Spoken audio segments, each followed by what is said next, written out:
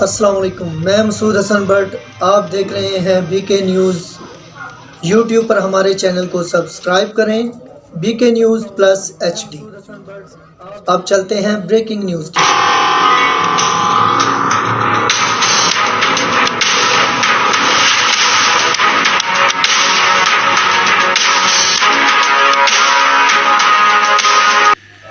خبر شامل کرتے ہیں سندھ سے۔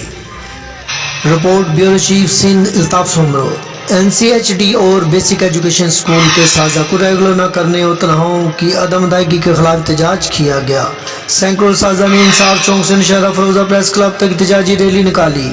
ریلی کے شرکاء نے اپنے مطالبات کے حق میں شدید نعرے بازی کی اور کہا کہ ہم 16 سال سے بچوں کو تعلیم کے زیور سے ہراساں کر رہے ہیں، لیکن ہمیں ریگولر نہیں کیا جا رہا اور ہمیں 8 ماہ سے تنخواہیں بھی نہیں دے رہے ہیں اور ہمارے گھر والے فاقہ کشی کی زندگی گزارنے پر مجبور ہیں۔ انہوں نے کہا کہ ہمارا اعلیٰ حکام سے مطالبہ ہے کہ ہمیں ریگولر کیا جائے اور ہماری 8 ماہ کی تنخواہیں بھی دی جائیں، نہیں تو ہم سندھ بھر میں احتجاج کریں گے۔